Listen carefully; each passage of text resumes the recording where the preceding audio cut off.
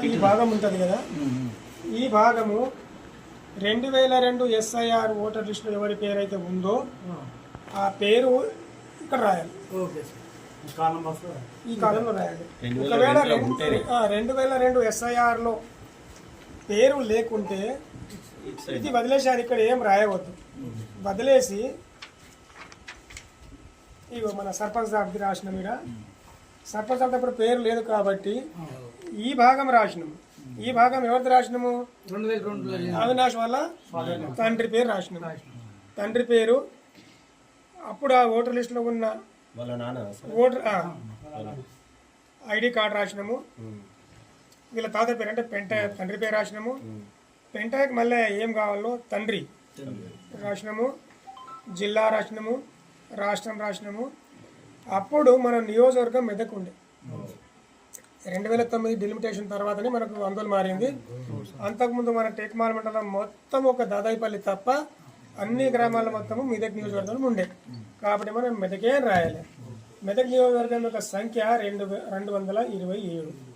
మన బోర్డ్పల్లి పిఎస్ భాగం సంఖ్య 94. ఈ 279 వీళ్ళ నాన్న సీరియల్ నంబర్. ఇక్కడ ఈ భాగం క్లోజ్ అయిపోయింది. తర్వాత ఇప్పుడు ఎవరైతే ఓటర్ ఉన్నారో అవినాష్ కుమార్ది డేట్ ఆఫ్ బర్త్, పుట్టిన తేదీ రాయాలి. తర్వాత ఆధార్ నంబర్ రాయాలి, అవినాష్ది రాయాలి. మొబైల్ నంబర్ అవినాష్ది రాయాలి. తర్వాత మళ్ళా తండ్రి అబ్లిక్ సంరక్షణ పేరు, మళ్ళీ ఇక్కడ తండ్రి పేరు రాసినాము. ఓటర్ ఐడెంటిటీ కార్డు గుర్తింపు కార్డు ఏమన్నా ఉంటే రాయాలి కానీ వదిలేసేయండి. తర్వాత మళ్ళీ తల్లి పేరు రాసినాము. తల్లి పేరు స్వరూపాన్ని రాసినాము. ఎపిక్ నెంబర్ లేదు కాబట్టి డ్యాష్ కొట్టేసినాము. తర్వాత జీవిత భాగస్వామి పేరు అంటే ఇక్కడ భార్య పేరు తలారి లక్ష్మి అని రాసినాము. ఇక్కడ ఎపిక్ నెంబర్ తలారి లక్ష్మికి ఎపిక్ నెంబర్ రాసేసినాము.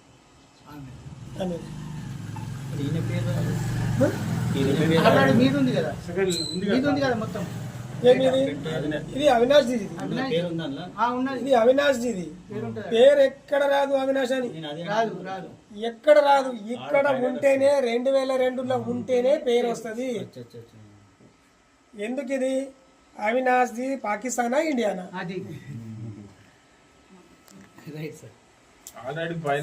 ఓటు అనేది ఓన్లీ ఇండియన్ సిటిజన్ వాళ్ళకి ఇస్తుంది.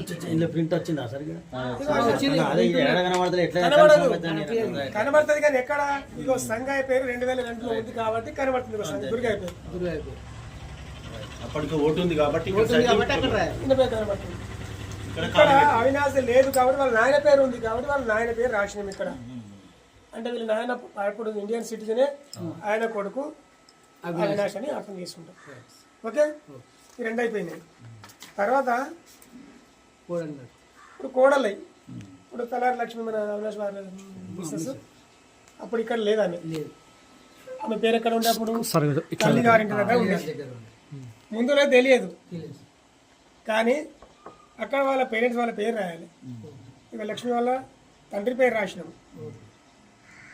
ఎక్కడది జైరాబాద్లో ఉండేప్పుడు వాళ్ళ నాన్నది తండ్రి పేరు రాసినాము. తండ్రి రేపీ కార్డు రాసినాము.